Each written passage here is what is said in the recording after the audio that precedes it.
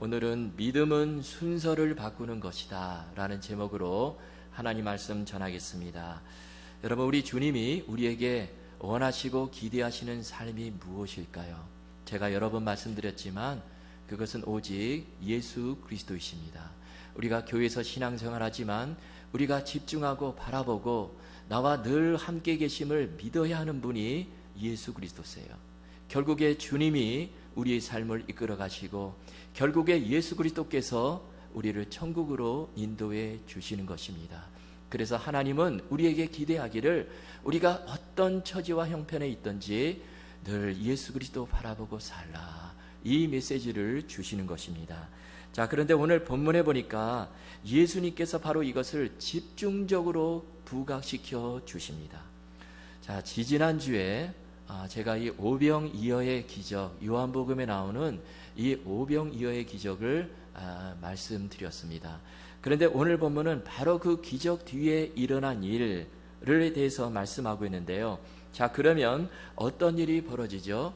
예수님께서 보리떡 5개와 물고기 2마리로 남자만 5,000명, 다 치면 2만 명이나 되는 그 수많은 무리들을 먹이시는 그런 기적을 행하셨죠. 그러자 그 수많은 사람들이 어떻게 반응을 합니까? 난리가 났어요. 예수님이 지금 먹을 것, 이 문제를 해결해 주시니까 수많은 사람들이요 지금 난리가 난 것입니다. 그래서 어떻게 하죠? 오늘 본문 14절 15절에 보면 이렇게 말씀합니다. 그 사람들이 예수께서 행하신 이 표적을 보고 말하되 이는 참으로 세상에 오실 그 선지자라 하더라.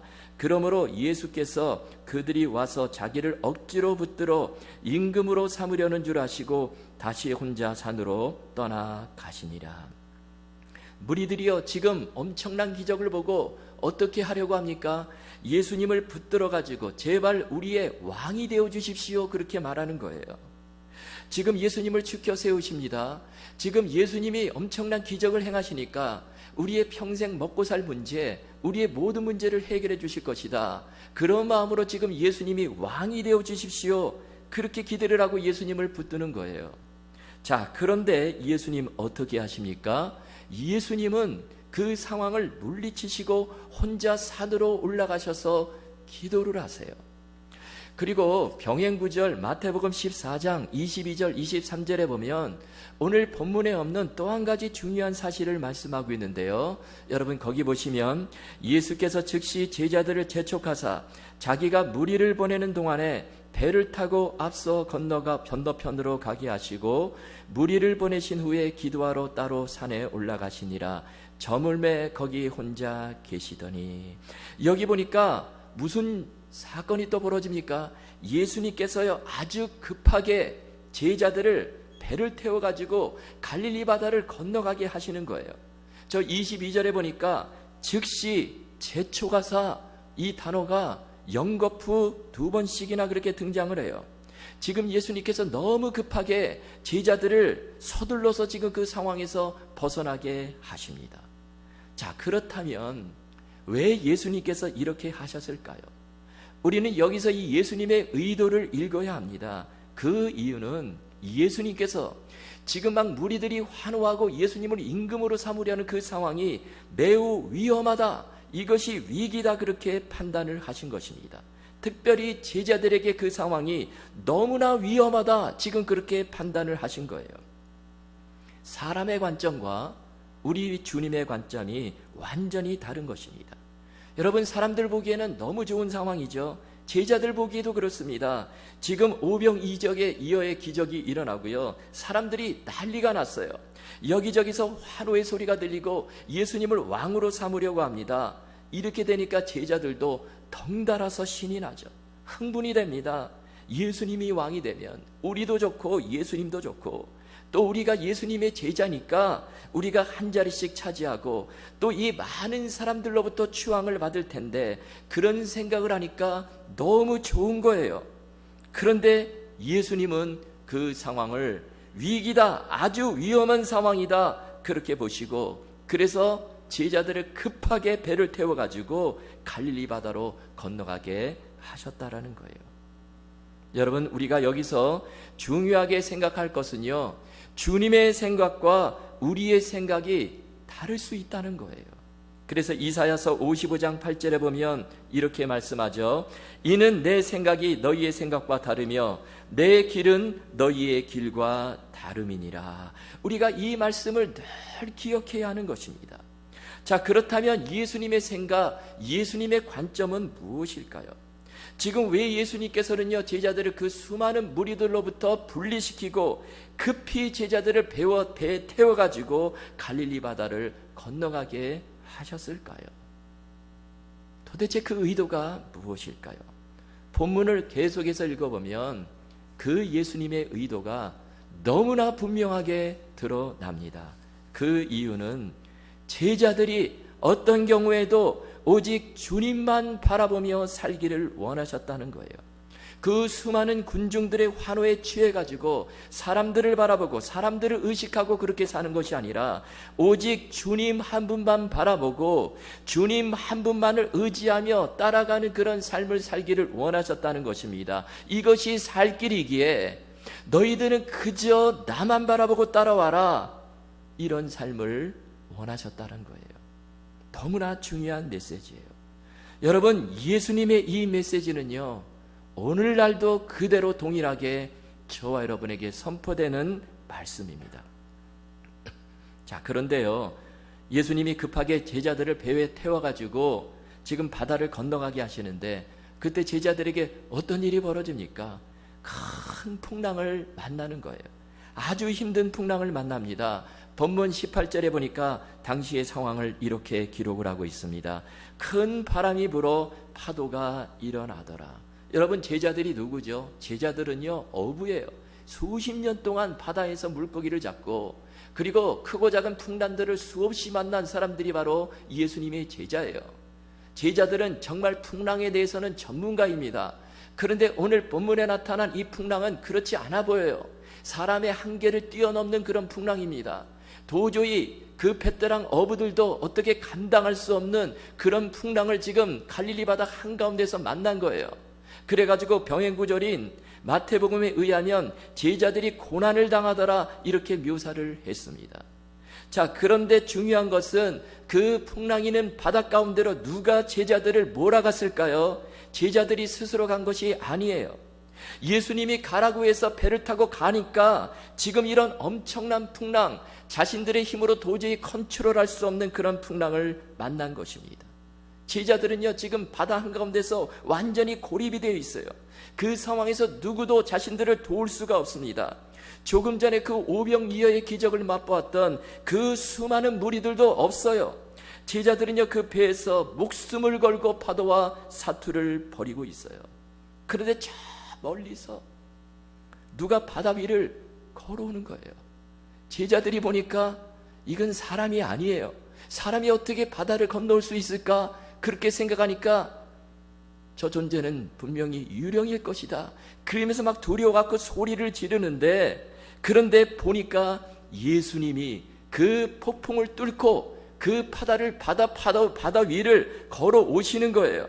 문제 해결자가 되시는 예수님께서 나타나셔서 무리를 걸어 제자들에게 다가오십니다. 지금 아무도 없는 곳에서, 나를 도와줄 그 한 사람도 없는 그 장소에서 지금 풍랑이 일어나서 지금 배가 자초될 그런 위기에 있는데, 그런 상황에서 예수님이 무리를 걸어서 오시는 거예요. 자, 그런데 중요한 것은 이 상황은 예수님께서 의도하신 상황이라는 거예요. 이것은 예수님께서 연출하신 상황입니다. 자, 그러면 도대체 예수님께서는 자신이 사랑하는 그 제자들을 왜 바다 한가운데로 몰아놓고 큰 풍랑을 만나게 하시고 도대체 무엇을 가르쳐 주시기 위해서 그들 앞에 그 풍랑을 뚫고 무리를 걸어서 걸어오셨을까요? 그 의도는 바로 조금 전에 있었던 그 수많은 사람들을 바라보지 말고 오직 주 예수 그리스도만 바라보라. 지금 수많은 사람들의 환호에 너 자신을 맡기지 말고 오직 생명 되시는 예수 그리스도만 바라봐라. 주님만 바라볼 때만이 살 길이 열린다. 인생의 모든 풍랑을 뚫고 나갈 수 있는 힘은 오직 주님께로부터 온다. 이 사실을 깨닫게 해주시기 위해서 그들을 풍랑이는 바닷속으로 몰아가셨다라는 것입니다. 본문에는 없는데요, 병행구절인 이 마태복음 기사에 보면 여기에 한 사건이 또 추가가 되어 있어요. 그 사건이 바로 베드로가 물 위를 걷는 사건입니다. 예수님께서 바다 위를 걸어오시니까 베드로가요, 물 위를 걷고 싶어져요. 그래가지고 예수님께 부탁을 하죠. 주님, 만일 주님이시거든 나로 명하여 바다 위를 걷게 하소서. 그러자 예수님께서 오라 말씀하십니다. 그러자 베드로가요, 배에서 내려서 그냥 발을 바다 위에 걷고 대고 보니까 걷게 되는 거예요. 놀라운 기적이 일어납니다. 그 예수님을 바라보고 베드로가 물 위를 걷기 시작해요.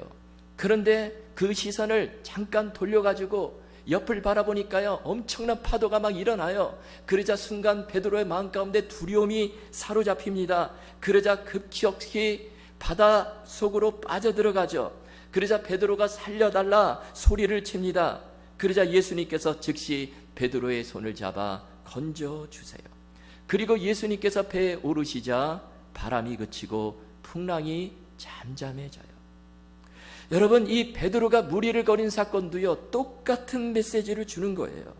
오직 주님 한 분만 바라볼 때 인생의 풍랑을 뚫고 승리할 수 있다라는 것입니다. 여러분, 오늘 본문이 주시는 그 모든 메시지는 오직 한 가지입니다. 우리가 살면서 오직 주님만 바라봐야 된다. 이것이 살 길이고 이것이 모든 인생의 문제를 뚫고 이길 수 있는 승리의 비결이다. 그 말씀을 주시는 거예요. 여러분, 만약에 예수님께서 제자들을 급히 배에 태워 보내시지 않았다면 제자들 어떻게 되었을까요? 아마 제자들 그 수많은 군중들 틈 속에서 어쩌면 예수님을 잃어버렸을지 모릅니다. 예수님이 옆에 계셔도 예수님을 의식하지 않았을지 몰라요. 그 환호 소리에 취해서 온전히 예수님을 바라보지 못했을 것입니다. 그런데 예수님은 그런 제자들을 위해서 그 상황에서 벗어나게 하시고 풍랑이 몰아치는 그 바닷속으로 그들을 몰아넣으시고 오직 너희들은 나만 바라봐야 살 수 있어. 이것이 너희의 살 길이야. 앞으로 너희들 앞에 수많은 이 풍랑이 밀어닥치는데 오직 주님만 바라봐야 너희가 승리할 수 있다. 이 강력한 메시지를 던져주고 있다라는 것입니다. 여러분, 정말 그래요. 우리가 이 사실을 깊이 마음 가운데 새겨야 하는 것입니다. 우리가 평생 의지하고 따라갈 분은 오직 주님이세요. 그래야 승리할 수 있습니다. 우리가 교회 생활할 때도 마찬가지죠. 사람을 바라보고 사람을 의지하고 신앙생활을 하면 넘어질 수밖에 없습니다. 여러분, 우리가 신앙 좋은 사람 보고 신앙생활하는 것이 아니죠. 목사를 보고 신앙생활하는 거 아닙니다. 장로님, 권사님 보고 교회 다니고 신앙생활하는 거 아니에요. 우리가 바라봐야 될 분은 예수 그리스도라는 것입니다. 여러분, 사람을 바라보고 그렇게 살아가면 낙심하고 실망할 수밖에 없어요. 사람은 다 연약한 존재이고 한계가 있기 때문에 그렇습니다. 그러나 오직 주 예수 그리스도 바라보고 주님만 의지하며 신앙생활을 하는 사람은요, 흔들리지 않고 모든 어려운 풍파들을 넘을 수 있고 결국에 승리하게 되는 것입니다. 그래서 우리 예수님께서는요, 일평생 저와 여러분에게 이런 훈련을 시키시는 거예요. 때로는 우리를 고난 가운데 몰아넣으시고 인생의 풍랑 가운데 몰아넣으시고 너희들 나만 바라봐야 살 수 있어. 너희들 나만 바라봐야 저 하나님 나라 천국에 들어갈 수 있어. 예수님께서는 계속해서 그런 훈련을 우리에게 시키신다라는 거예요. 창세기 12장에 보면 하나님께서 아브라함에게 너는 본토 친척 아비집을 떠나 내가 내게 지시할 땅으로 가라, 이렇게 말씀하시죠. 그래서 아브라함과 조카 롯이요, 약속의 땅으로 이제 가게 되는데요. 그런데 창세기 12장 4절에 보니까 아브라함과 조카 롯의 인생을 가르는 아주 중요한 그 차이를 말씀하고 있습니다. 여러분, 그 차이가 무엇일까요? 자, 12장 4절 우리 함께 읽겠습니다. 시작. 이에 아브라함이 여호와의 말씀을 따라갔고 롯도 그와 함께 갔으며 떠날 때에 세였더라. 아멘.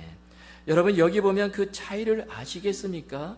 자, 아브라함은 무엇을 따라갔습니까? 여호와의 말씀을 따라갔고, 자, 그런데 롯은 무엇을 따라갔습니까? 롯은 그와 함께 갔으며, 롯은요 아브라함을 따라갔습니다. 여러분 지금 아브라함이 바라보고 따라간 붙들었던 그분은 바로 하나님이세요. 그런데 롯은 그렇지 않고요, 롯은 그와 함께 갔으며 롯은 아브라함을 바라보고 아브라함을 따라간 것입니다. 이것이 바로 이 두 사람의 인생을 가르는 엄청난 차이가 되는데요. 여러분, 그랬을 때 어떤 결과가 나타났을까요? 아브라함은 그 가나안 땅에 들어와서도, 척박하고 힘든 그 가나안 땅에 들어와서도 가나안 사람들이 멸시하고 그런 가운데서도 오직 하나님께 시선을 고정하고 하나님께 제단을 쌓고 하나님만 바라보고 그렇게 나아갔을 때 그 땅을 약속으로 받고요, 그리고 믿음의 조상이 되었어요. 그런데 롯은 어떻게 됩니까? 아브라함을 따라오고 하나님을 바라보고 의지하지 않고 사람을 따라갔기에 이 롯은요 좋은 곳을 늘 바라보고요, 그러다가 소돔과 고모라 땅에 들어가게 되고 거기서 결국에 큰 낭패를 보게 되는 것이죠. 여러분, 그런데 아브라함이요 뭐 본래 믿음이 훌륭해서 믿음의 조상이 되었던 것이 아니에요. 아브라함이 했던 오직 한 가지는 그저 위대하신 하나님만 바라봤다는 것입니다. 끝까지 주님만 붙들었던 거예요. 그랬을 때 하나님께서 그런 아브라함을 책임져 주시고 살 길을 열어주시고 그의 모든 삶을 이끌어 가시더라는 것입니다. 이은상 선교사님이 계시는데요, 이분은 오지 선교사예요. 복음이 들어가지 못하는 정말 아주 힘든 오지 지역만 찾아다니며 복음을 전하시는 선교사님인데, 또 이분이 여성이에요. 이분은 원래 미국에서 아주 상류층에 있었습니다. 부족할 것이 없는 그런 삶을 살았어요. 남편도요 미국의 고위층에 있었고, 이 이은상 선교사님도 선교사님이 되기 전에 남부러울 것 없는 그런 정말 평안하고 행복한 삶을 살았는데, 그런데 어느 날 하나님의 부름을 받고 그 모든 것을 다 내려놓고 오지 선교사로 자원해서 가게 됩니다. 여러분, 여성인데 쉽지가 않죠. 이 오지 얼마나 힘든 곳이에요. 수많은 위험도 있고요, 목숨의 위험도 있어요. 그래가지고 선교하러 갈 때 아들에게, 아들아, 엄마가 갔다가 못 돌아오면 천국에서 만나자, 그러면서 간다는 거예요. 그런데 이분이 가진 믿음이 어떤 믿음이었냐면 하나님을 절대 신뢰하고 하나님께 절대 순종하고 절대 충성하는 이 믿음이었습니다. 어떤 상황 속에서도 하나님 바라보고 하나님 절대로 신뢰하고 절대 순종하는 그 믿음을 가지고 사는데요, 그래서 하나님께서 어느 오지에 들어가라고 하면 예 그러고 일단 갑니다. 그리고 뒷일은 내 소관이 아니에요. 그냥 하나님께 맡겨버리는 것입니다. 그러면요 하나님께서 진짜 책임져 주세요. 그곳에서 꼭 예비된 영혼들을 만나게 해주시고 놀라운 역사를 보게 된다라는 거예요. 그리고 이분이요 오지를 다니면서 가졌던 또 하나 중요한 믿음은 늘 하나님을 기대하며 살아갑니다. 하나님을 절대 신뢰하고 기대해요. 이렇게 되니까 어떤 일이 벌어지냐면, 오지에 들어갈 때 주님께서 오늘은 어떻게 내게 역사해 주실까, 어떤 일을 일으켜 주실까 기대하니까 두려움이 전혀 없고 마음에 주체할 수 없는 기쁨이 솟아나더라는 거예요. 그래서 오지에서 복음을 전하고 이 산길을 내려오는데요, 찬송이 나오는 것입니다. 내가 매일 기쁘게 순례의 길 행함은 주의 팔이 나를 안보함이요, 내가 주의 큰 복을 받는 참된 비결은 주의 영이 함께함이라. 성령이 계시네, 할렐루야 함께 하시네. 좁은 길을 걸으며 밤낮 기뻐하는 것 주의 영이 함께함이라. 지금요 전혀 기뻐할 상황이 아니에요. 오지입니다. 위험하고 정말 그 어두운 밤길을 복음 전하고 내려오는데 이 찬송이 그냥 입에서 터져 나오는 거예요. 그러면서 이런 이야기를 하십니다. 아프리카 모잠비크에 헌당 예배를 하러 들어가게 되는데요. 아프리카 모잠비크는요, 비행기를 여러 번 갈아타야 들어가는 그런 나라입니다.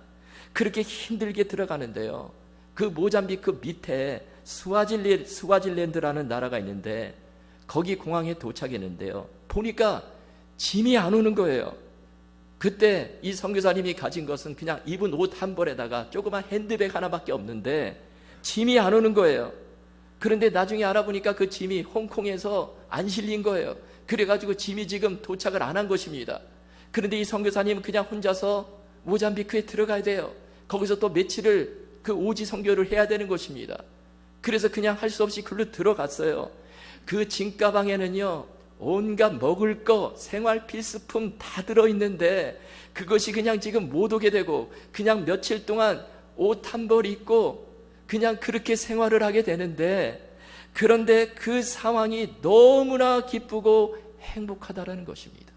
하나님께서 도대체 내가 무엇이 간데 이런 오지에서 나를 하나님의 종으로 쓰시는가, 그것을 생각하니까 너무 기쁘고 행복하다는 거예요. 그러면서 그때 하나님께서 깨우쳐 주시는 것이, 나는 지금 아무것도 없고 이곳에서 옷 한 벌을 입고 며칠을 보내야 되지만, 그러나 주님 한 분만으로 족하구나.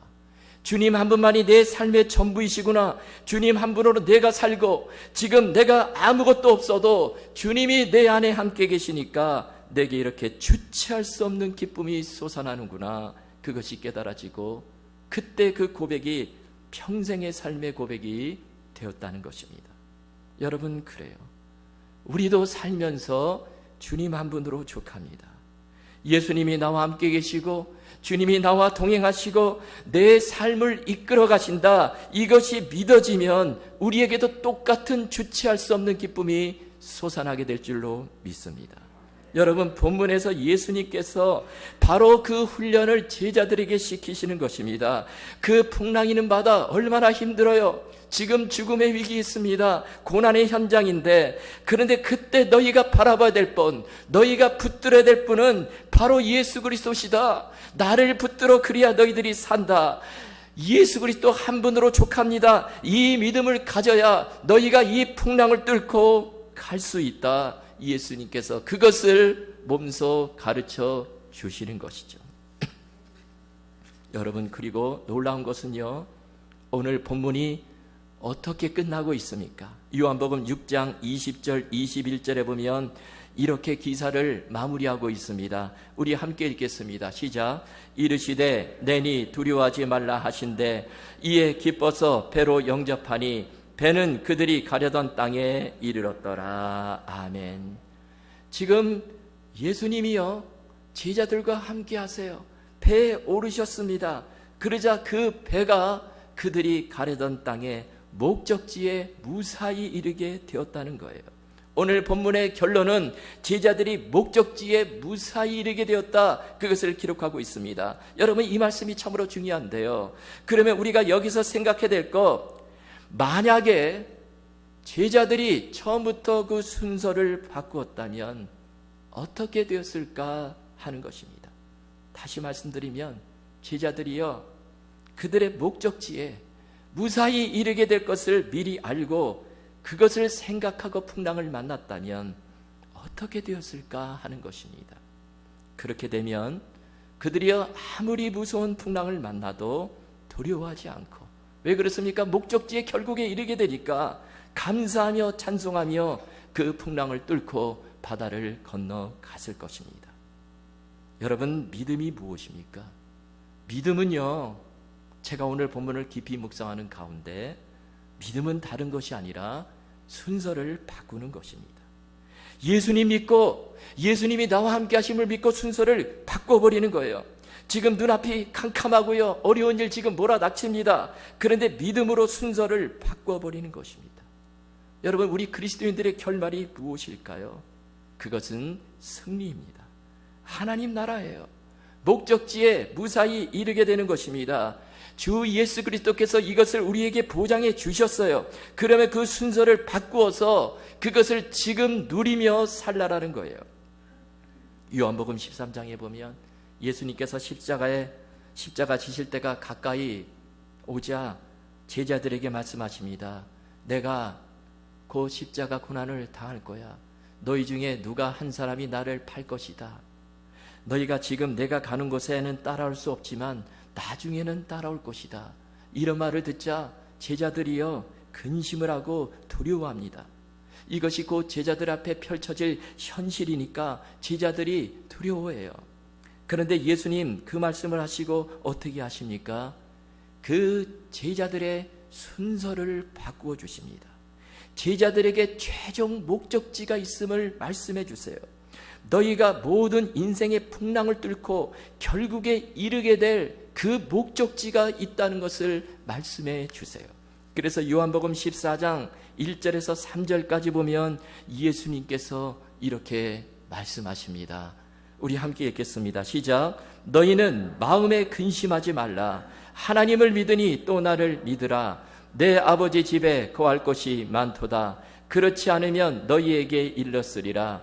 내가 너희를 위하여 거처를 예비하러 가노니 가서 너희를 위하여 거처를 예비하면 내가 다시 와서 너희를 내게로 영접하여 나 있는 곳에 너희도 있게 하리라. 아멘.